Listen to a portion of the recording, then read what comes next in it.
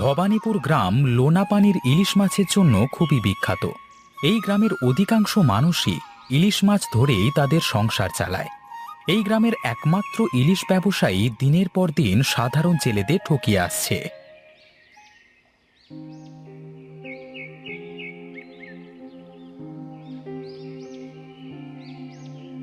এই নাও বাবা, তোমার চা। হ্যাঁ, দে মা দে। আজকে অনেক দিন পরে তোর হাতের চা খাবো।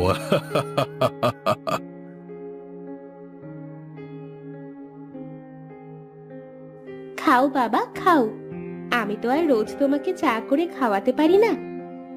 হ্যাঁ রে মা, বিয়ের আগে তো তোর হাতের চা খেয়েই আমার দিন শুরু হতো। এখন তো আর সেটা হয় না। তোমাদের ছেড়ে আমারও তো থাকতে ইচ্ছে করে না, তাই তো কয়েকদিন পর পর চলে আসি তোমাদের কাছে। তা বেশ করিস মা। আচ্ছা, জামাই বাবাজি কবে আসবে রে মা? ওর তো অফিসে অনেক কাজ, দু একদিন পর অফিস শেষ করে সন্ধেবেলা আসবে। রাতে থেকে সকালে আবার আমাকে নিয়ে চলে যাবে। কি বলিস কি? আজ কতদিন বাদে জামাই বাবাজি আসবে, একটু ভালো মন্দ খাওয়াবো জামাইকে। তুই বল জামাইকে দুদিনের ছুটি নিয়ে আসতে। আমি বললে আমার কথা শুনবে না তোমার জামাই। তোমার জামাইকে তুমিই ফোন করে বলো। আচ্ছা ঠিক আছে, দেখি ফোন করে। আচ্ছা তুমি কথা বলো, আমি রান্নাঘরে গেলাম মায়ের সাথে রান্না করতে। আচ্ছা মা, যা।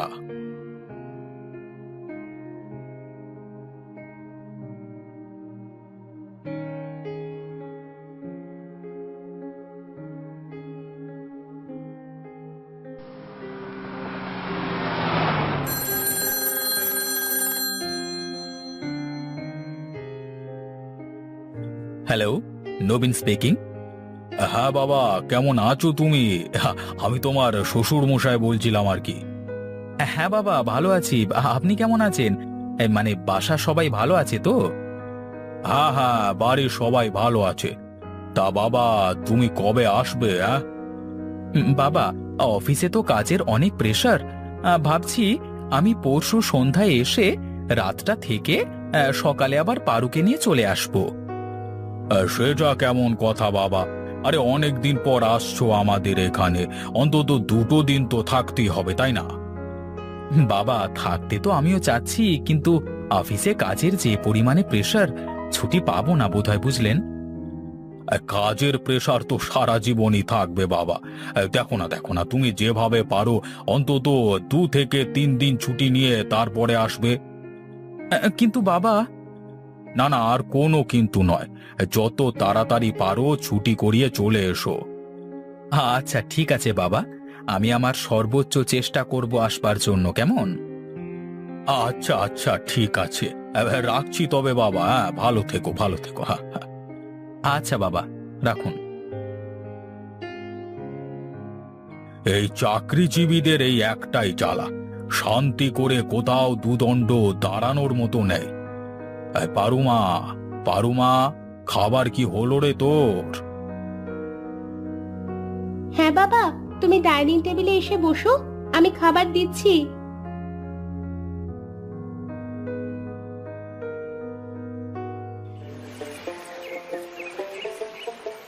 না, এই ব্যাপারীগুলো যে কখন আসবে কে জানে। এদিকে তো আর বেশি দেরি করলে মাছগুলো নষ্ট হয়ে যাবে। ওদের আবার কি? ওরা এসে তো যদি দেখে মাছ, তাহলে নামিয়ে চলে যাবে। হ্যাঁ, লোকসান হলে তো আমাদের হবে, তাই না? না না, এমনিতেই নোনা জলের ইলিশ বরফ ছাড়া বেশিক্ষণ ভালো থাকে না। তার উপরে আবার এত দেরি করছে কেন কে জানে, দত্তেরিকা। এভাবে চলতে থাকলে আবার হয় নাকি? আরে নিজেরা না আসুক, এই বরফগুলো আগে আগে পাঠিয়ে দিলেও তো পারা যায় নাকি?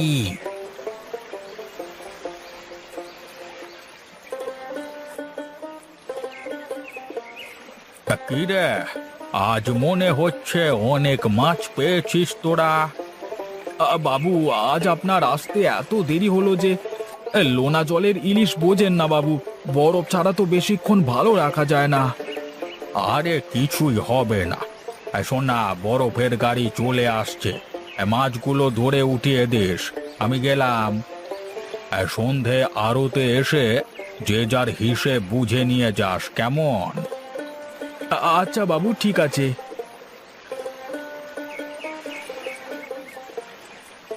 নাও বোঝো কাণ্ড। এই বাবু তো চলে গেলেন, এখন বরফের গাড়ি কখন আসবে কে জানে। এই মাছগুলো পচে গেলে কি হবে? হ্যাঁ, মাছ পচে যাওয়া আর না পচে যাওয়া কি, প্রতিদিনই তো আড়তদার মাছ পচার কথা বলে টাকাটা কেটে রাখে। এভাবে আর বেশি দিন মাছ বেচা যাবে না, আমাদের অন্য কোনো উপায় ভাবতে হবে।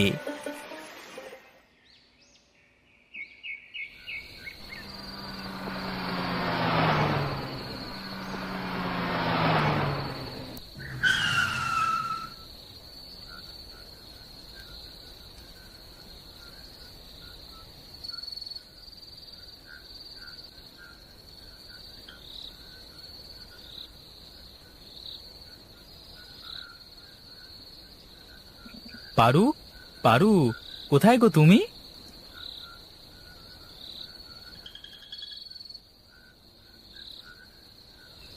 আরে, তুমি এসে পড়েছো?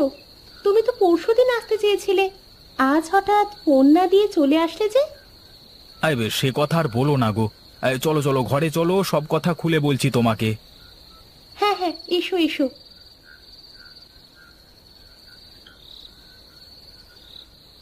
তুমি হাত মুখ ধুয়ে ফ্রেশ হয়ে ডাইনিং টেবিলে এসো, আমি খেতে দিচ্ছি তোমাকে।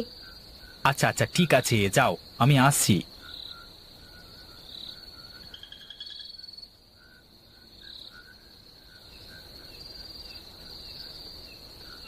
কি ব্যাপার বলো তো, তুমি পরশু আসার কথা বলে আজ চলে আসলে যে? কোনো সমস্যা হয়নি তো আবার? আসলে অনেক দিন ধরে অফিসে ঝামেলা চলছিল, তাই এত কাজের প্রেশার চলছিল। আজকে অফিস অনির্দিষ্টকালের জন্য বন্ধ হয়ে গেছে।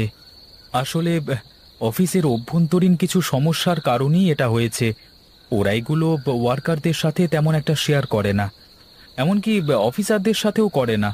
তবে যতদূর জানা গেছে, কোম্পানির মালিক নাকি অনেক টাকা দেনা হয়ে গেছে, আর কোম্পানিটাও লসে চলছিল, তাই কোম্পানি বন্ধ করে দিল আর কি। তা করে চাকরি চলে গেলে এখন কি করবে বাবা? ওসব নিয়ে আপনারা ভাববেন না, আমি কিছু না কিছু একটা করে নেব। আরে আমাদের জামাইয়ের এত বছরের অভিজ্ঞতা রয়েছে, এখন যে কোনো প্রতিষ্ঠানে গেলেই ভালো চাকরি পেয়ে যাবে। হ্যাঁ হ্যাঁ, তা অবশ্য ঠিক। না, ও আমার চাকরি বাকরি করবার খুব একটা ইচ্ছে নেই আর। তাহলে কি করবে বাবা? অনেকগুলো টাকা পুঁজি করে ফেলেছি, ভাবছি এবার একটা ব্যবসায় নামবো। বাহ বাহ বাহ বাহ বাহ, সেটা তো ভালো ব্যাপার। তা কিসের ব্যবসা করবে? এখনো সেইভাবে কিছু ভাবিনি, দেখি ভেবে কি করা যায়। আরে এই লক্ষ্মী, কি করছো কি? আরে জামাইয়ের পাতে তো মাছ শেষ, দাও দাও, জামাইকে ইলিশ মাছ দাও। বাবা, এই মাছগুলো অনেক সুস্বাদু, এমন স্বাদের মাছ আর কোথাও পাওয়া যায় না। এমন স্বাদের মাছ পাবে কোথায়? এই মাছ আমাদের দেশে খুব একটা থাকে না। এমন স্বাদের ইলিশ শুধু আমাদের এখানেই পাওয়া যায়। এটা হলো লোনা পানির ইলিশ মাছ। হ্যাঁ, মাছ ধরবার সাথে সাথে পানি পথেই এই মাছগুলো বাইরের দেশে চলে যায়। আমার না অনেক দিনের ইচ্ছে যে জেলেদের মাছ ধরা দেখব, এক কথায় জীবিত ইলিশ মাছ দেখব। সে আর এমন কি, কালকে সকালে যাব, তবে আমার লোনা পানির জীবিত ইলিশ মাছ তোমাকে দেখিয়ে আনবো। হ্যাঁ, আচ্ছা ঠিক আছে বাবা।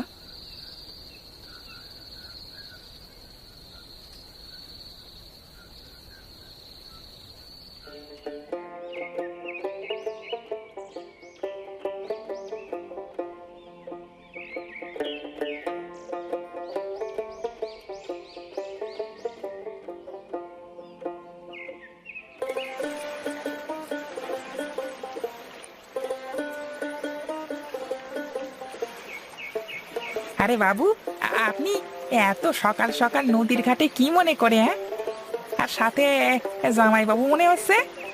হ্যাঁ হ্যাঁ, আমার জামাইয়ের অনেক দিনের শখ, সে নাকি জ্যান্ত ইলিশ মাছ দেখবে, তাই নিয়ে আসলাম আর কি।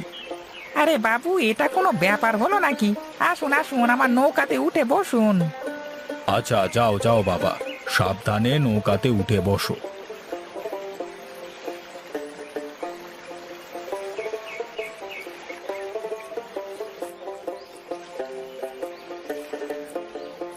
তো বাবু দেখুন কি করে মাছ তুলি।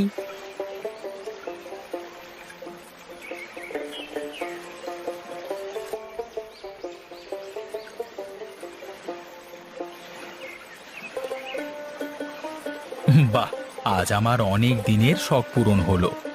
চোখের সামনে যে জ্যান্ত ইলিশ মাছ দেখছি, এ আমার বিশ্বাস হচ্ছে না। আসলে খুব কম লোকে এমন আছে যারা চোখের সামনে জ্যান্ত ইলিশ দেখেছে। আচ্ছা, এই মাছ আপনি কত করে বিক্রি করেন? এক এক সময় এক এক রকম দাম দেন মহাজন মশাই, কখনো 50, কখনো 60, কখনো 70 করে দেয়। কিন্তু শহরে তো ইলিশের দাম অনেক, তোমাদের এত কম টাকা দেয় কেন? আমাদের এখানে তো বরফ নাই, এই বরফ আনতে অনেক দূর যাওয়া লাগে। আর এলাকায় তো তেমন লোকজন এত টাকার মাছ খায় না, তাই বাধ্য হয়ে মহাজন যা দাম দেয় সেই টাকাতেই বাঁচতে হয় আর কি। মাঝে মাঝে তো মহাজন না আসলে সব মাছই পচে যায়।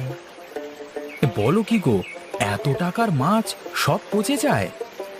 হ্যাঁ বাবু, প্রায় এরকম হয়। চলো বাবা জীবন, অনেক মাছ দেখা হয়েছে, এক্ষুনি রোদ্দুর উঠবে। রোদ্দুরের মধ্যে এখানে আর থাকবার দরকার নেই। এই গণেশ, আমাদের পাড়ে দিয়ায়। হ্যাঁ যাই বাবু যাই।